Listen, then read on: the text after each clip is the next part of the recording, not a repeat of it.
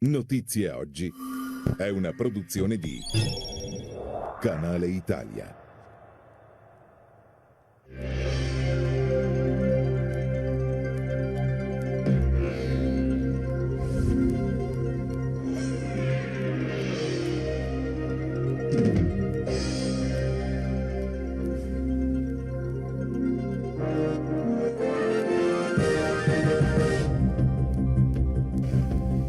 Abbiamo con noi, bisogna essere rapidi e veloci anche con l'amico Raffaele Padrone, dirigente sindacale della Polizia di Stato. Buongiorno Raffaele.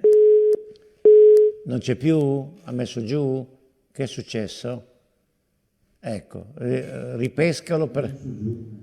vabbè, si è messo giù. No, prova a sentire. Intanto vi leggo... sì, era con noi perché vogliamo sentire qualche cosa di importante. Dell'Est Europa molte persone vanno a lavorare in Inghilterra a raccogliere frutti e ortaggi, ma vengono assunti per il periodo di lavoro. Sono ospitati su carovane attrezzate da 6 posti e quando ritornano a casa vengono messi in cassa integrazione, pagate dall'Inghilterra, dice Pasquale da Padova. Allora Raffaele, buongiorno. Buongiorno di nuovo direttore. Perché metti giù? No, guardi che io ascoltavo tutto e la sentivo perfettamente. E allora, ha sentito anche il servizio, qui siamo fra restrizione e ordinanze. Qual è la situazione esatta?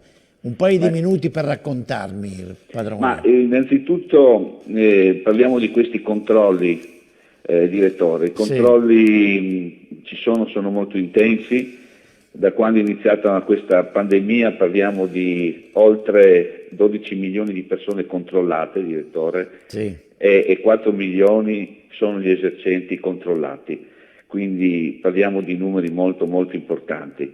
Ci sono delle giornate chiaramente che ci hanno visto più impegnati, nelle giornate di festa, nelle giornate del 25 aprile, nelle giornate del 1° maggio, pensi il 1° maggio 320.000 controlli sono stati effettuati, quindi diciamo che i controlli, ripeto, continuano ad esserci, d'altronde anche le persone che sono state denunciate sono 3.691 a ieri, quindi vi parlo di dati molto freschi.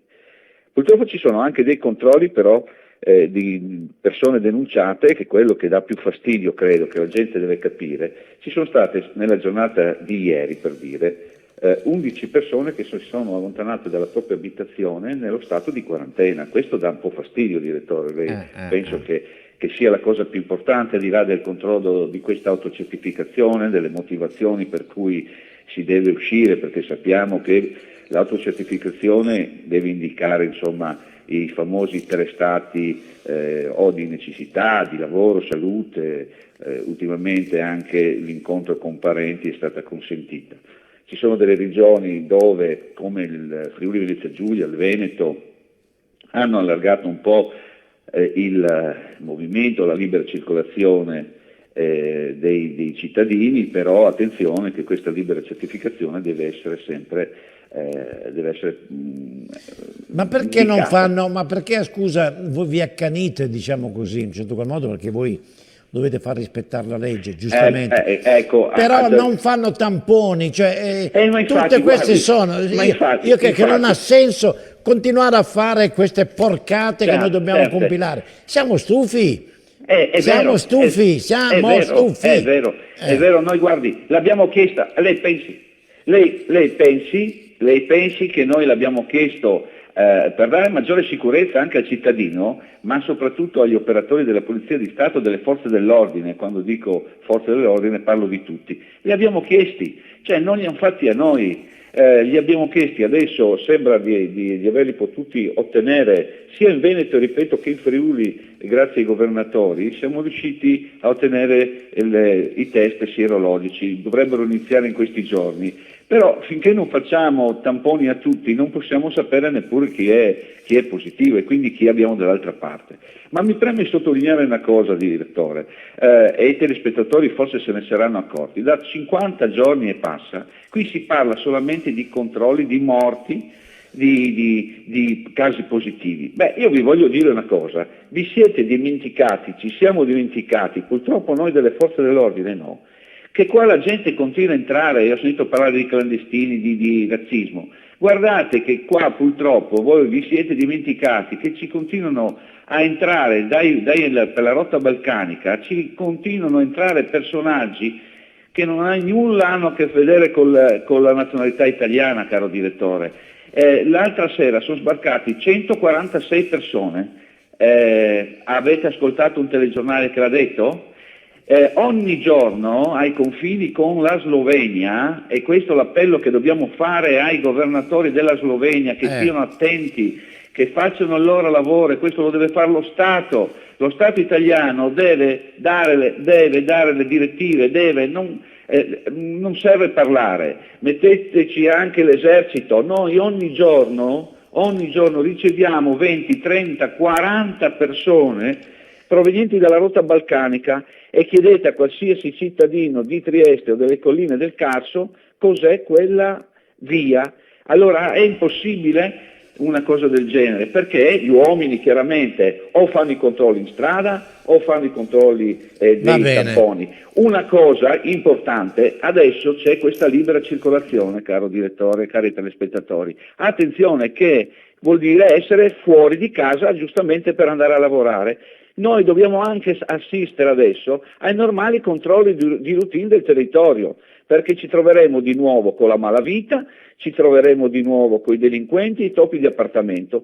Questo è quello che deve pensare lo Stato, e ancora non si sono resi conti della mancanza di uomini che ha questo Stato, uomini delle forze dell'ordine. Quindi credo che ci hanno un po' abbagliato con questi dati, con questa malattia. Ma non lo dico io, lo dice un rappresentante della Polizia di Stato. Solo della Polizia di Stato 23.000 uomini, e lo dice il capo della Polizia, non lo dice il padrone Raffaele, dirigente sindacale dell'FSP. Quindi credo che sia una situazione da non sottovalutare, non dimenticare, ecco, non da sottovalutare, da non dimenticare. Grazie Raffaele Padrone, un abbraccio, grazie infinite per l'apporto che mi dà questa trasmissione. Io mi auguro che non si riprenda un tubo, perché sono sempre scettico. Non l'abbiamo fatto stamattina, lo facciamo adesso. 1976. Vi ricordate quello che è successo nel 1976? Mi ricordo erano le 18, adesso non mi ricordo più l'orario, io so soltanto che alle 19 avevo una scuola privata serale dove andavo ad insegnare. Avevo appena parcheggiato la macchina, stavo per entrare a scuola e mi sono sentito sbattere proprio a 2-3 metri sulla mia vecchia macchina che avevo, e ho visto il palazzo, la scuola, fare così. Non sto scherzando, tremare. È un rumore indescrivibile, assordante. Era il terremoto in Friuli. Basta ricordarlo, avremmo dovuto ricordarlo insieme all'amico Raffaele Padrone stamattina, che è lì a Pordenone, lui, ma presa da tutto quello che sta accadendo oggi, ce ne siamo un po' dimenticati. Quindi un abbraccio di cuore a tutti i friulani, e bravi per tutto quello che siete riusciti a fare. Io lo ricordo ancora perché l'ho vissuto. Sono corso a casa perché avevo la piccola bambina di pochi mesi ancora, e quando sono arrivato, per fortuna, ho trovato fuori mia moglie con in braccio la bambina, la mia ex piccola Ingrid. Signori, grazie per l'attenzione. Salutiamo anche, com'è che si chiama? Nicola Caruso. Salutiamo anche Michele Caruso. Salutiamo anche lui. Insomma, anche i poveri diavoli possono salutare tutti. Pace e bene, buona salute a tutti, e chiudiamo. Siamo italiani, attenzione, non dimenticatelo. Ci sono anche gli scemi, ci sono anche i tipi come lui, però noi siamo italiani, come dice Povia. Ciao a tutti. Buon fine settimana.